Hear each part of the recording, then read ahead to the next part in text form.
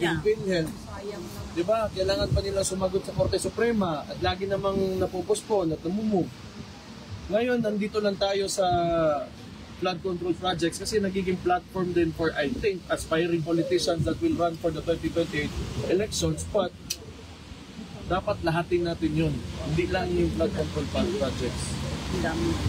Kita natin lahat ng eleksyon kung paano ginamit nila yung ayuda for as indirect vote buying na yung mga politiko mismo nandun talaga sa court along with DSWD nag-distribute ng pera ng taong bayan. Sa bayan. Oh. Yes, ma'am.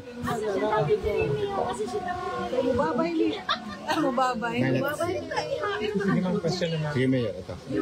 As a local executive po, Mayor, pagbalik mo kasi sabi sa hapon ni VP Sara, mayroon kayong master plan sa Davao, master plan on agriculture, pero hindi nabibigyan ng budget from the national government. So, sa inyo po nga point of view as a local executive. Ganito yan. Historically, hindi lang naman Davao talaga.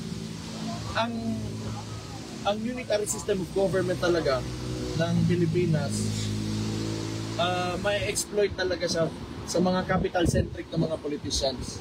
So hindi lang yan Davao, Mindanao, other parts of Visayas, probinsya. So ang gusto kasi ng mga oligarchs, they want to centralize everything, power and influence. Pati na rin yung kung where money is allocated around the country.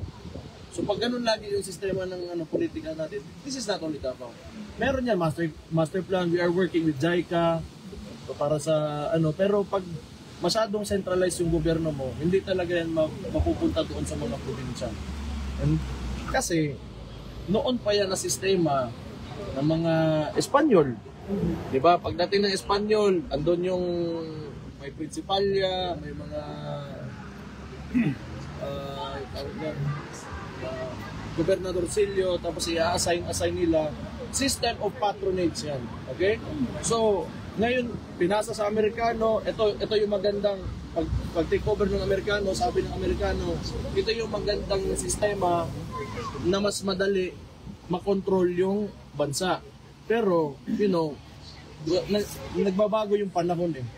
So, nagbabago yung panahon, lumalaki yung population and the people become, more educated, nag-iiba talaga.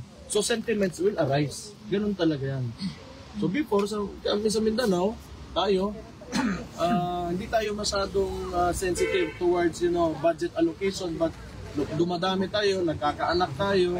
Siyempre, mas gusto rin natin na maganda yung not really for Mindanao only but for the entire Philippines, maganda yung allocation ng resources ng Pilipinas, the taxpayers' money. So, okay, babalikan ko just to close the question.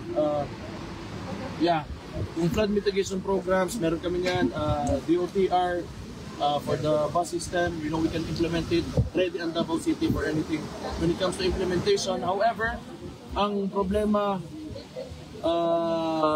the local budget will not be enough for these kinds of investments. Kailangan ang national talaga mag-invest ng ganun kalalaking proyekto. Last two question daw dahil makaumulan.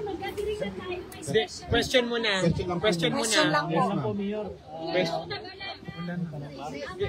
May tanong, magtanong muna. Dalawa lang ang tanong. Mensahe po sa September 23 sa mga kababayan natin Pilipino na pupunta dito sa Dahig para suportahan si PRD. Sige. Dito naman kayo iniimbita, pero kung pupunta kayo, sasamahan ko rin kayo dito kasi ginagawa nyo to para sa tatay ko eh. So, kung marami-rami tayo, di mas masaya. Yes. Laban.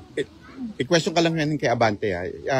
Any comment doon sa sinabi ni Abante about your comment na PR stunt lang, tapos eventually your brother na sumagot din? Hindi ko alam kung bakit siya sumagot. Hindi ko naman siya kausap. Tapos natalo man siya. Kaibigan na lang yung pumilit. Tama. Makikinig sa kanya. But anyway, sinagot siya ng kapatid ko. Transparent naman yung DPWH at yung kapatid ko kung gusto talaga nilang tingnan. Wala kami problema dyan. Kayo yung may problema, tingnan yung mga sarili. Last question. What is your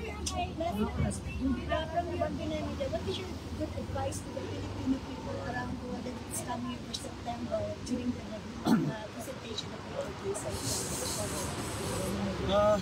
Yeah, we just have to remain optimistic, and prayers are very powerful. Exactly. Sure that. Tama yan. And just be here. The family and my father is very thankful for all that you've shown and all the efforts that you're doing to bring him home. So, Kalois, Ginoo, basig makauli kita kung amakan.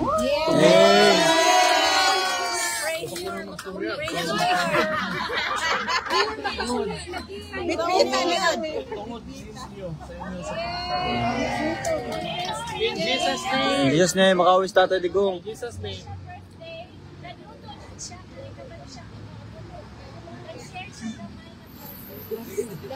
Mga una ta.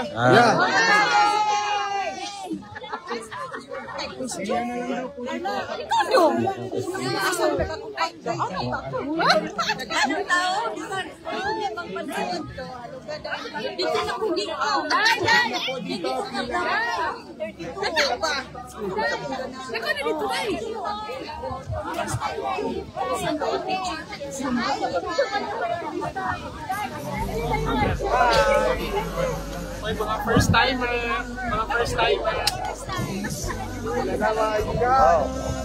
Bagyo na guys. Sayron, pwede bang matisino? Wala ka palang Wala. Kaibigan. Sobrang mahal niya talaga si Tatay Digong. Kaibigan, kamusta kaibigan? Okay lang kaibigan. Okay lang kaibigan.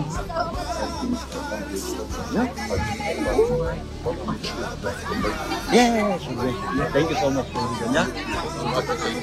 Thank you so much. Asa naman gawa lang pa-promote si Sir Bastille.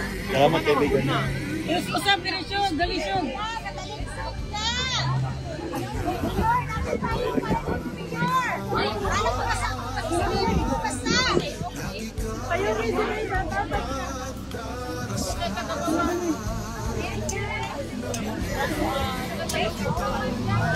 Excuse me.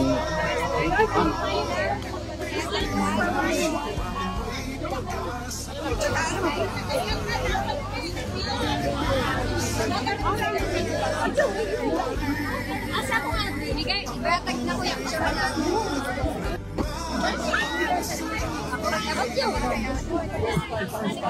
I hope you can always Tatay Digong guys.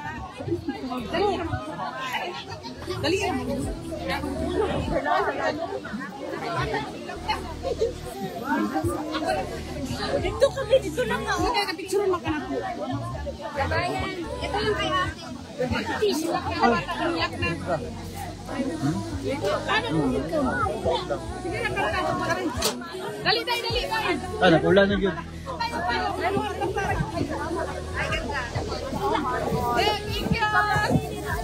Umuulan na talaga. It's raining day. Guys, umuulan talaga guys. Umuulan na. Grabe.